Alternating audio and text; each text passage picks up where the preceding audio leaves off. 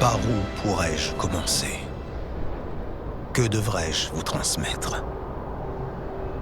Avec tout ce que j'ai vu, tout ce que j'ai entendu et tout ce que j'ai ressenti au sujet de la planète, du destin et de mes compagnons.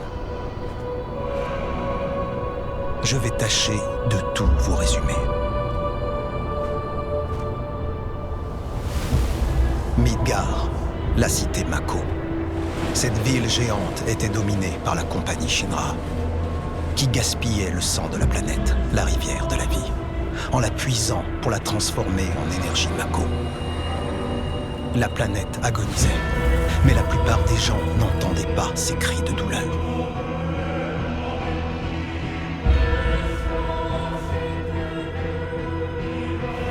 Malgré tout, certains se levèrent pour protéger la planète.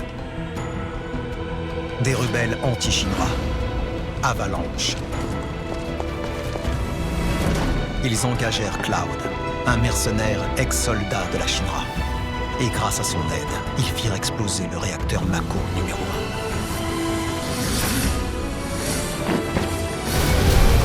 1. Dans le secteur 8, en proie aux répercussions de l'explosion, Cloud rencontra la fleuriste Aeris.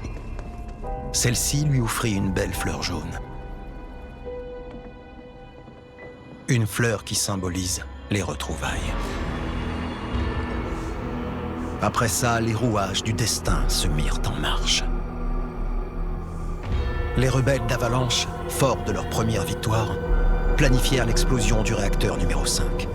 Malheureusement pour eux, ils n'étaient que des jouets entre les mains de la Shinra. La compagnie déforma les faits pour mettre le peuple de son côté. Elle alla même jusqu'à faire chuter le plateau numéro 7, causant une catastrophe sans précédent qu'elle mit sur le dos d'Avalanche. Alors que les rebelles étaient désespérés, meurtris par la perte de précieux alliés, Aeris passa un accord avec la Shinra, acceptant de se laisser capturer.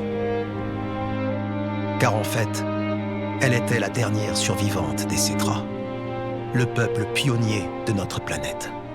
La Shinra voulait trouver la terre promise, le paradis mythique évoqué dans les légendes Cetra. Et pour cela, elle avait besoin de l'aide d'Aeris. Pour sauver leur ami, Cloud et ses compagnons s'infiltrèrent sans tarder dans la tour Shinra. J'y étais moi-même prisonnier en tant que cobaye, mais je me joignis à eux.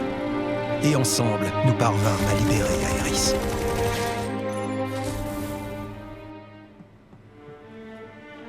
C'est alors qu'apparut devant nous le soldat le plus redoutable de tous les temps.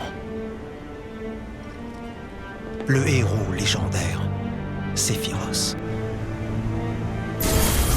Supposé mort au combat, ce vieil ennemi s'empara du corps de Genova, l'origine de tous les maux qui étaient conservés dans un laboratoire secret.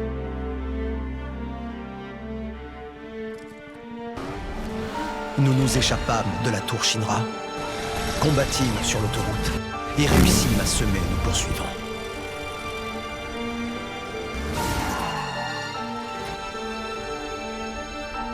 Mais Sephiroth apparut de nouveau devant nous. Soudain, des cris assourdissants retentirent alentour, et les fileurs, les gardiens du destin, recouvrirent tout Midgar.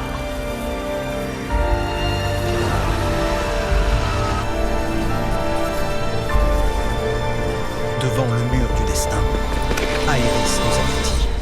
C'était là que tout allait se jouer.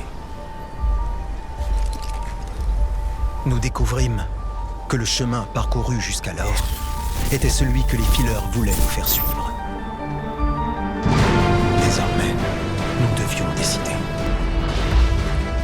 Nous franchîmes le seuil du destin et affrontâmes un Sephiroth qui semblait manipuler les fileurs.